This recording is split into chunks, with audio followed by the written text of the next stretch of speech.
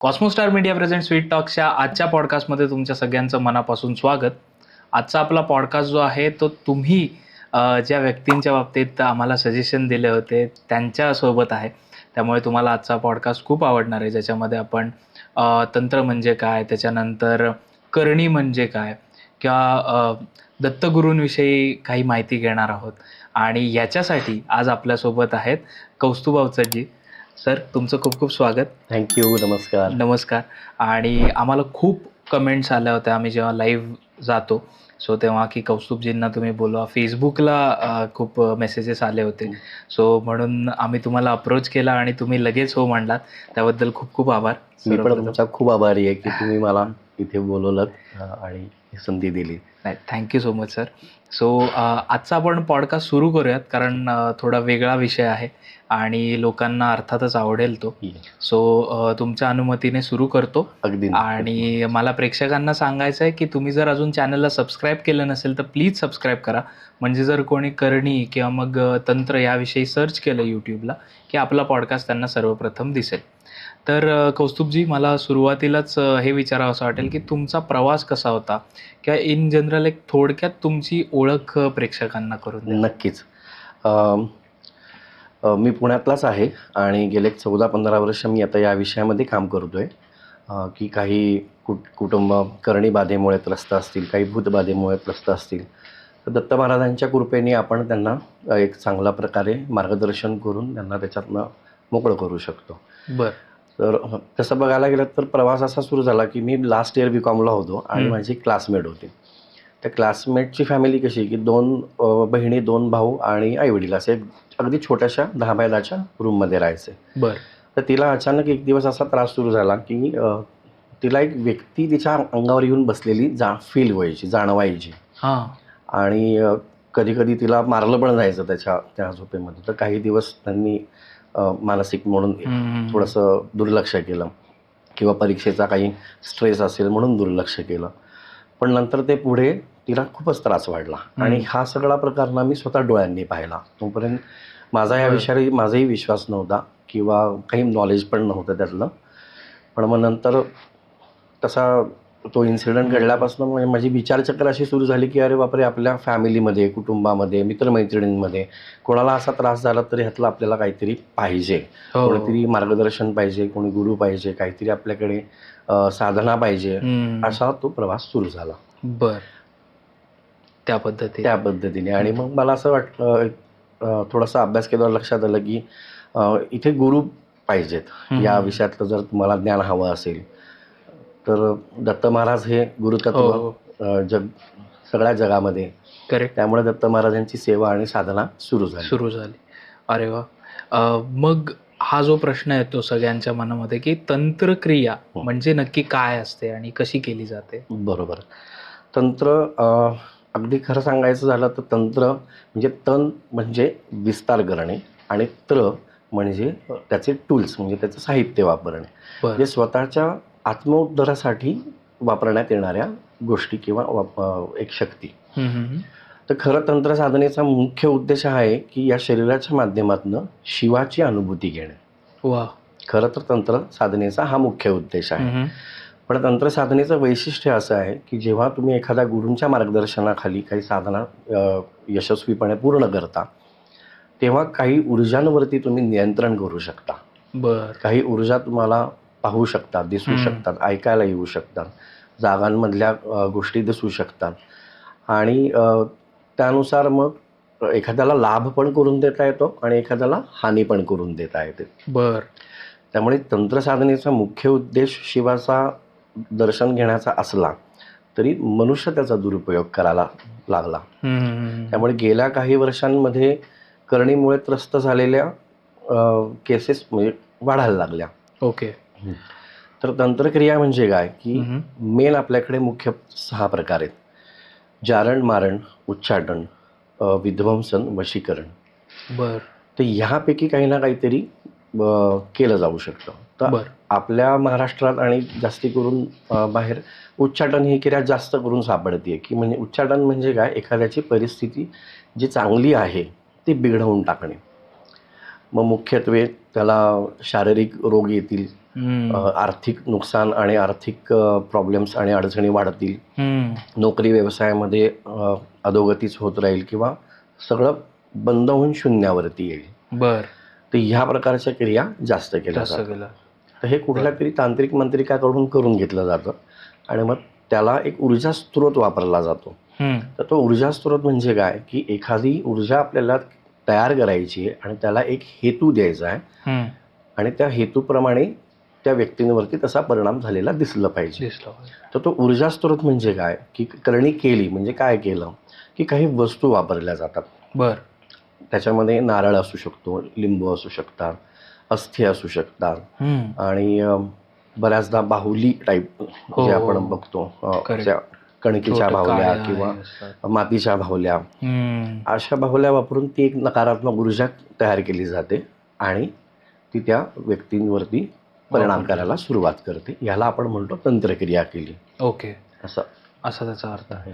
तुम्ही आता ज्या 6 हे सांगितल्यात, प्रकार सांगितलेत करणीचे, तर त्याबद्दल थोडं सांगाल. म्हणजे उच्चाटनचं तुम्ही सांगितलं, पण जारण म्हणजे भस्म करणे. जारण क्रिया जर कोणावरती केली असेल तर अग्नीच्या मार्फत होणारे अपघात जास्त वाढतात. ओके. घरालाच आग लागेल किंवा भाजूनच मृत्यू होईल, उकळतं पाणीच अंगावर पडेल. पण जारण या क्रियेतनं हा एक प्रकार घडतो. दुसरा शारीरिक व्याधी, म्हणजे काही असे आजार की मेन त्याच्यात मेडिकल रिपोर्ट्समध्ये सगळंच नॉर्मल येतं, पण मनुष्य आजारी राहतो. मग ती जास्तीत जास्त वेळेला कमरेखालच्या भागातले आजार जास्त सापडतात. की पोटच दुखतंय, पायच दुखतायत, पाठच दुखतीये, मध्येच पाठदुखी थांबली की पायदुखी वाढली, पायदुखी थांबली की डोकं वाढलं, म्हणजे असं काहीतरी होत राहतं आणि जे ट्रीटमेंटनी होत नाही कव्हर. करेक्ट. ह्याच्यातलं एक कॉमन साईन बऱ्याच केसेसमध्ये सापडलेलं असं आहे की, आणि हे स्त्री पुरुषात दोघांमध्ये सापडलंय, प्रायव्हेट पार्ट्सला इन्फेक्शन होतं विदाऊट एनी रिझन. ओके. काही कारण नसताना, आणि ते ट्रीटमेंटने बरंच होत नाही. हा एक प्रकार त्याच्यामध्ये येतो.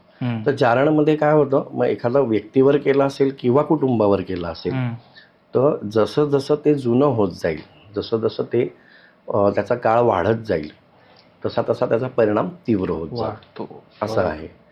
आणि मग त्या कुटुंबाचा पूर्णपणे नाशच होतो वेळेत, ते नाही आपल्याला हे करता आलं तर. मारण क्रियामध्ये शब्दशः अर्थ आहे मारून टाकणे. तर मारण क्रिया शास्त्रशुद्ध पद्धतीने करणारे आता खूप कमी आहेत. ओके. पूर्वीच्या काळात साधारण 50, 60 ते 80, 90च्या दशकापर्यंत होते काही साधू संत जे करू शकत होते. आत्ता मारण क्रिया करणारे तसे कमी आहेत, पण आहेत, नाही आहे तसं नाही. तर तिथे काय केलं जातं की एखाद्याचा शत्रुनाश करायचा आहे या हेतूने, की हा व्यक्ती आम्हाला नको आहे, जिवंत त्रासदायक ठरतोय, तर त्याचा जन्म नक्षत्र, त्याची जन्मवेळ, त्याच्या वापरातल्या एखाद्या वस्तूचा उपयोग करावा लागतो. म्हणजे मग केस कुठून तरी आणतील, कंगव्यातले केस घेतील, कापडामधला एखादा पार्ट घेतील किंवा अगदी पायाखालच्या चपलेच्या धूळ सुद्धा वापरली जाऊ शकते. बापरे. अशा प्रकार मारणक्रियामध्ये होतात की, आणि टाईम म्हणजे एक वेळ ठरवली जाते की 11 दिवसात हा मनुष्य गेला पाहिजे, 21 दिवसात गेला पाहिजे, 1.5 वर्षात गेला पाहिजे. तर ते कशा हेतूने कोण कसं करतंय त्याच्यावरती आहे. आणि मुख्यत्वे अनुभवी तांत्रिकाकडून करून घेतलेला असेल तर त्याप्रमाणे त्याची ऊर्जा जास्त होते. आणि या सगळ्या प्रकारामध्ये ना एक फार महत्त्वाचा विषय असा असतो की एखादी तंत्रक्रिया केल्यानंतर दर महिन्याच्या अमावस्याला आणि पौर्णिमेला त्याची ऊर्जा वाढत जाते. ओके. हो. आणि ती ऊर्जा आपल्याला कशाही पद्धतीने काउंट नाही करता येत, पण एक समजून घेण्यासाठी म्हणून उदाहरण दिलं तर समजा या महिन्यात एखादी क्रिया झाली, आज त्याची 100 एनर्जी आहे, पुढची एक अमावस्या पौर्णिमा गेली की ती एनर्जी 300 दिसायला लागते. बापरे. एकदम 700 दिसायला. म्हणजे ती कशा वेगाने वाढेल हे आपण नाही नियंत्रणात करू शकत, पण ती जशी जशी जुनी होईल तशी तशी ती वाढत जाते, तसे तसे त्याचे परिणाम तीव्र होतात. हे झालं जारण मारण. उच्चाटन परिस्थिती बिघडवून टाकणे. करेक्ट. मग नोकरी, व्यवसाय, घरातले सोशल रिलेशन्स, कौटुंबिक नातेसंबंध याच्यात खूप निगेटिव्ह नकारात्मकच गोष्टी घडायला लागतात. हा. अचानकपणे व्यवसायामध्ये नुकसान व्हायला सुरुवात होते. मग नातेसंबंध बिघडायला लागतात. जी माणसं आज आपल्यावर विश्वास ठेवून आपल्याबरोबर काम करत होती ती अचानक अविश्वास ठेवायला लागतात. असं उच्चाटनमध्ये पूर्णपणे परिस्थिती बिघडून टाकणे आणि त्या कुटुंबाला पूर्णपणे शून्यावरती अधोगतीला आणून ठेवणे. इथेही सेम तोच नियम की जसं ते जुनं होईल तसं ते त्याची तीव्रता वाढत जाईल. हे झालं उच्चाटन. आता राहतं विध्वंसन आणि वशीकरण असं दोन्ही आहे. आणि त्याच्यामध्येच मोहन पण येतं, स्तंभन आणि मोहन पण येतं. पण स्तंभन आणि मोहन फारसा आता नाही येते कोणाला, पण आपण माहितीसाठी घेऊया. स्तंभन किंवा मोहन, स्तंभन म्हणजे स्तब्ध करून टाकणे. एक स्तंभ जसा उभा असतो आणि तो वर्षानुवर्षे तसाच राहतो, तर स्तंभन क्रिया जर एखाद्यावरती केली तर 2021 मध्ये त्याचं जर इन्कम 10,000 रुपये असेल तर 2035 मध्ये तो 10,000 वरतीच राहील. बापरे. कुठल्याही प्रकारे त्याला कुठल्याही कितीही प्रयत्न करून त्याचा आर्थिक कधीच प्रगती होत नाही. त्याची वैचारिक बौद्धिक प्रगती सुद्धा होत नाही. जी मॅच्युरिटी 10 वर्षापूर्वी होती तीच आज तिथे आहे. म्हणजे मानसिक पातळीवरती, बौद्धिक पातळीवरती, शारीरिक पातळीवरती, आर्थिक पातळीवरती तो मनुष्य जसा आहे तसाच पुढचे वर्ष तसाच राहतो. अरे बापरे. आणि किती प्रयत्न केले, मग ती तीर्थक्षेत्रांना जाऊ देत, ॲस्ट्रॉलॉजी बघू देत, होम हवन करू देत, जे काय ते सगळे वाया जातं त्याच्यामध्ये स्तंभनमध्ये. मोहन म्हणजे अगदी मोहित करणे, थोडक्यात वश करणे. तर आत्ताच्या काळामध्ये जर पाहिलं असेल, नोटीस केला असाल तुम्ही की काही तांत्रिक ना आता अशी हेडलाईन देऊन जाहिरात करायला लागलेत की गेट युअर एक्स बॅक. हे काय वशीकरण आहे, बाकी काही नाही. आणि त्याचा इतका दुरुपयोग चाललाय. पण त्याचा शब्दशः वशीकरण जर म्हणालो तर समोरचा माणूस मी सांगतो तसाच वागला पाहिजे, हे शास्त्रशुद्ध वशीकरण. म्हणजे उठ म्हणला तर उठेल, बस म्हणला तर बसेल, आता हे खा म्हणला तर हे खाईल, ते पी म्हणला तर ते पाहिजे. म्हणजे शब्दशः तसं हे सर्वोच्च वशीकरण. पण वशीकरणामध्ये काही वेगवेगळ्या पायऱ्या आहेत. की माझं हे अमुक काम होईपर्यंतच हा माणसाने मला मदत करावी, असं पण लोक करायला लागले. गेट युअर एक्स बॅकच्या जाहिरातीने या मुलीशीच मला लग्न करायचंय, या मुलाशीच, मुलीही करत आहेत, याच मुलाशी मला लग्न करायचंय. पण त्याचा परिणाम काय होतो, त्याचा परिणाम 3 ते 5 वर्ष टिकतो. आणि अशा पद्धतीने झालेले विवाह सगळे तुटलेलेच बघायला मिळतात. कारण नंतर त्यांच्यात लक्षात आपलं काहीच जुळत नाही. करेक्ट. चांगल्या मार्गाने झालेलं नाहीये. तर हे वशीकरण. आणि विध्वंसन म्हणजे शब्दशः सगळंच विध्वंसन, म्हणजे संपूर्ण कुटुंबाचा संपूर्णपणे नाश, आणि तो सगळ्या पातळीवरती.